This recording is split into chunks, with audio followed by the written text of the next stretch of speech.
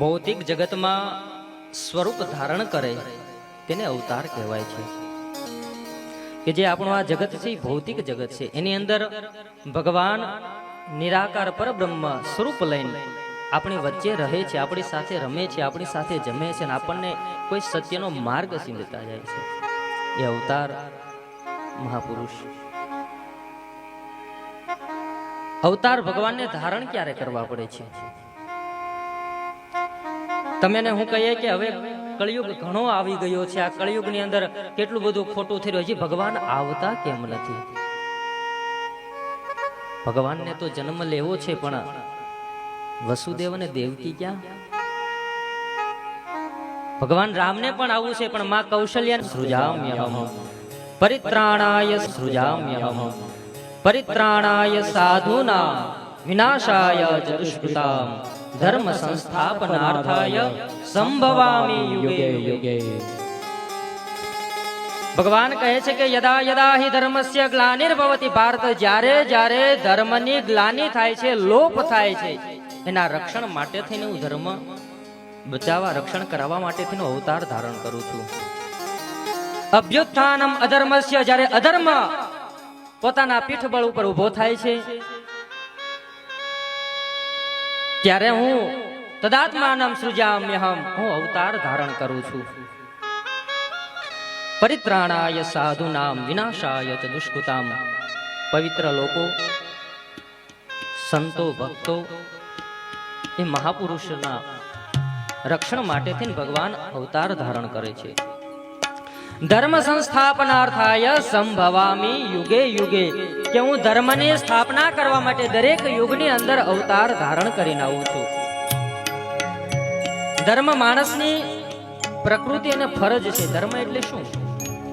ભગવાનને પગે લાગી લેવું ધર્મ છે, દાન પુણ્ય કરી દેવું ધર્મ છે, મંદિરો બંધાવી લેવા ધર્મ છે, માતા પિતાની સેવા કરી લેવી ધર્મ છે. ધર્મ સૂક્ષ્મ નથી, ધર્મનો બહુ વિરાટ અર્થ છે. તમારે મારો મૂળ પ્રકૃતિનો સ્વભાવ છે, એટલે આને નિજિયા ધર્મ કીધો છે. રામદેવજી મહારાજનો જે પંથ છે ને, નિજિયા ધર્મ. નિજિયા ધર્મ શું કામ? કે નિજ અંદર જે ધર્મ છે એને ઓળખવાનો છે. બાહ્ય ધર્મ તો આપણે નિજ ધર્મ સુધી પહોંચી શકે એટલા માટે બાહ્ય ધર્મની જરૂર છે. ભગવાનની પૂજા જરૂર કરવી જોઈએ, અવશ્ય છે, પણ એ ધર્મની પૂજા કરતા કરતા તમે નિજ ધર્મની અંદર જવો તો જ એ ધર્મની પૂજા સાર્થક બને છે. તબ તબ ધરે પ્રભુ વિવિધ શરીરા,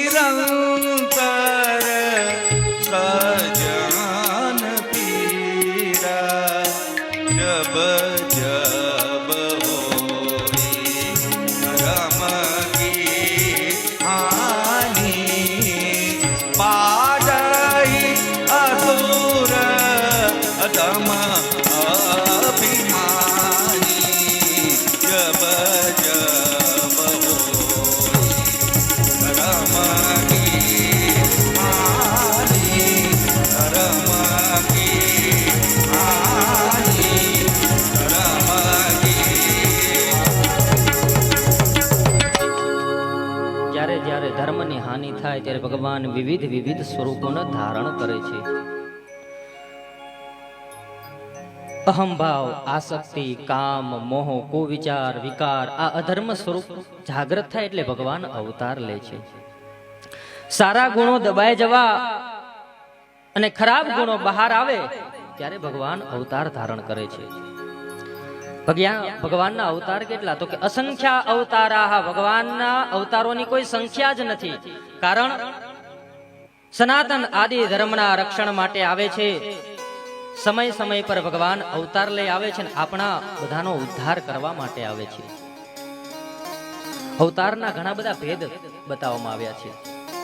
પુરુષ અવતાર, કલ્પ અવતાર, યુગ અવતાર, સલ્પ અવતાર, લીલા અવતાર, અંશ અવતાર, અંશ અવતાર અને સ્ત્રી અવતાર. જલારામમાં ભગવાન આવ્યા, જલારામ બાપાની પરીક્ષા કરવા માટે, ત્યારે ભગવાનનો ઈ સલ્પ અવતાર કે થોડીક ક્ષણ માટે જે આવ્યા ભગવાન, એનો સલ્પ અવતાર કહેવાય. શેઠ સગાળસાને ત્યાં ભગવાન આવ્યા, એને પણ સલ્પ અવતાર કહેવામાં આવે છે.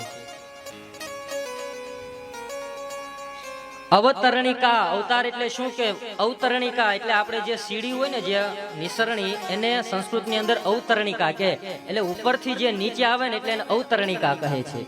એટલે અવતારનો અર્થ એ થાય ને. એક બીજો ભાવ છે કે આપણી દેશી ભાષામાં એમ કે ભાઈ આ બેનને કા ભાઈને અવતાર આવ્યો છે.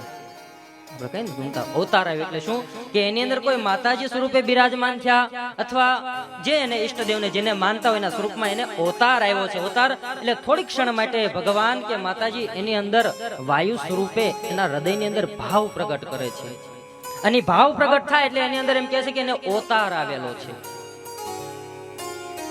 અનંત બ્રહ્માંડ શક્તિની અંદર જ્યારે નાદથી પોકાર કરે, જેને માનતા હોય, કોઈ માતાજીને માનતા હોય, કોઈ પણ દેવી દેવતાઓને, એટલે એની અંદર એનો આવિર્ભાવ થાય છે. અને ભગવાનનો આવિર્ભાવ થાય એનું સૌ સાબિતી શું તો કે જ્યારે આંખમાંથી અશ્રુ હાલ્યા જાય ને, પૂજ્ય મોરારી બાપુ એમ કહે છે કે જો તમે ભગવાનને યાદ કરો, રામાધણીનું નામ લો, ભગવાન કૃષ્ણનું નામ લો, રામજીનું નામ લો, મહાદેવનું નામ લો, નામ લેતા લેતા જો તમારી આંખમાંથી આંસુ આવી જાય તો સમજી લેવાનું ભગવાને તમને સ્પર્શ કર્યો છે, તમારા માથે હાથ રાખ્યો છે. તમે ક્યાંય રડી ન શકો એટલે આપણને ખબર કે એક ખોળો એવો હોય કે જ્યાં આપણે રડી શકતા હોય, તો જ્યારે તમે એ ખોળામાં માથું મૂકો એટલે ઓટોમેટિક આંસુ આવી જાય. આપણે કોઈનો એવો ખંભો મળી જાય એટલે ઓટોમેટિક આંસુ હાલવા લાગે. પછી આપણે બોલવું ન પડે, આંસુ છે બધું ત્યાં વ્યક્ત કરી દે. એમ ભગવાનનું જ્યારે નામ લઈએ અને ભગવાન તમને યાદ આવી જાય ને આંસુ આવી જાય, સમજી લો ભગવાનને આપણા માથા ઉપર હાથ રાખ્યો છે. આવા કળિયુગની અંદર ભગવાન તમારો ને મારો ઉદ્ધાર કરવા માટે સમય સમય વિવિધ રૂપ ધારણ કરીને આવે છે. એટલા માટે કીધું છે ને, મમે વાંછો જીવ લોકે જીવભૂત સનાતન, કે આ જગતની અંદર જેટલા પણ જીવ છે બધા જ મારા અંશ છે. આપણે કોના અંશ છીએ? પરબ્રહ્મના અંશ છીએ. મમે વાંછો જીવ લોકે જીવભૂત સનાતન, એ સનાતન છે, સત્ય છે કે આપણે એક પરમ તત્વના અંશમાંથી જુદા પડી અને આ મનુષ્ય લોકમાં આવ્યા છીએ. આપણો જન્મ થાય ત્યારે બાળકનું માથું ઊંધું હોય છે. કબીરજીએ એને ઊંધો કૂવો કીધો છે. એટલે આપણે અવતાર કે જન્મ થવો.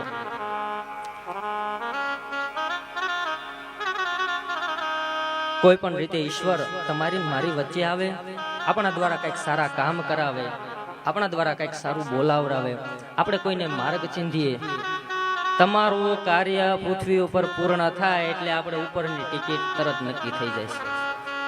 તમે હયાત છો ને એનો એટલો મતલબ રાખવાનો કે મારાથી હજી કાંઈક એવું કાર્ય બાકી છે, જ્યારે એ કાર્ય પૂર્ણ થશે એટલે મારે જવાનો સમય થઈ જશે. ઘણી વાર એક્સિડન્ટ થાય, ગાડી સાવલી થઈ જાય, પણ ભાઈને કાંઈ ન થાય તો કારણ કંઈક કાર્ય બાકી છે. જ્યાં સુધી કાર્ય પૂર્ણ ન થાય ત્યાં સુધી ઈશ્વર આપણને સ્વીકારતા નથી. ભગવાન કહે છે કે અવતારની અંદર કહી દીધું કે રામદેવજી મહારાજને ભગવાન માનવા કેમ? કારણ કે એમને બહુ જાજા વર્ષ નથી થયા, 650 થી 700 વર્ષ જેટલું થયું છે. એમ તો એમને માની કેમ લેવા કે ભગવાન છે? જે ચમત્કાર કરે એ ભગવાન? કોઈ હાથમાંથી કંકુ ખેરે, પગમાંથી કંકુ ખેરે, એને ભગવાન માની લેશું? જો ચમત્કાર થી નક્કી થતું હોય કે આને ભગવાન માની શકાય, તો ઘણા બધા તાંત્રિકો હોય છે તો પોતાની વિદ્યાઓ દ્વારા ઘણા બધા ચમત્કારો દેખાડે છે, તો શું એને ભગવાન માની લેવા? તમારી મદદ કરે એ જ ભગવાન? કે બાપ તું તો આ તો મારો ભગવાન બની ગયો, આ તે મને બચાવી લીધો. ભગવાન કહે છે કે નૃણામની શ્રેયસાર્થાય વ્યક્તિર ભગવતો અનુપા અવ્યયસ્ય પ્રેમયસ્ય નિર્ગુણસ્ય ગુણાત્મન. માનવના પરમ કલ્યાણ માટે,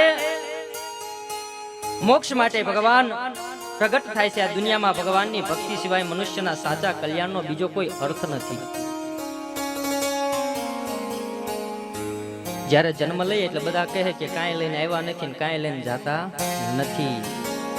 કર્મ લઈને આવીએ છીએ અને કર્મ લઈને જઈએ છીએ. તમારું જે કર્મ હોય ને પૂર્વનું એ લઈને આવીએ, એ કર્મના આધારે આ જીવનમાં આપણને જે કાંઈ સુખ શાંતિ મળે, પીડા મળે, દુઃખ મળે, એ કર્મના આધારે પ્રાપ્ત થાય છે. અને જે કાંઈ અહીંયા કર્મ બાંધો છો એ જ કર્મ લઈને આપણે જઈએ છીએ. આપણને આધાર મળે. જો ભગવાન અવતાર ન લેતા હોય તો આપણે થોડી વાર વિચાર તો કરો કે આપણે નીકળવું કેમ. રામદેવજી મહારાજનું જો અવતરણ ન થયું હોત તો આપણે કોકનો આધાર તો જોઈએ ને. કોઈ પણ નાવ દરિયામાં જે પસાર કરીએ તો એના માટે આધાર તો જોઈએ ને. આપણા આધાર બનવા માટે ભગવાન ક્યારેક સંત પુરુષ બનીને આવે, ક્યારેક ગુરુ બનીને આવે, માતા પિતા તરીકે બનીને આવે. ક્યારેક કોઈ એવા વ્યક્તિની અંદર એવી વૃત્તિ જગાડે છે કે એની અંદર ભગવાન જેવો ભાવ આપણને લાગે છે. ક્યારેક ક્યારેક કોઈ વ્યક્તિ એવું મહાપુરુષ હોય એટલે આપણને એમ લાગે કે આમાં મને ભગવાન દેખાઈ રહ્યા છે.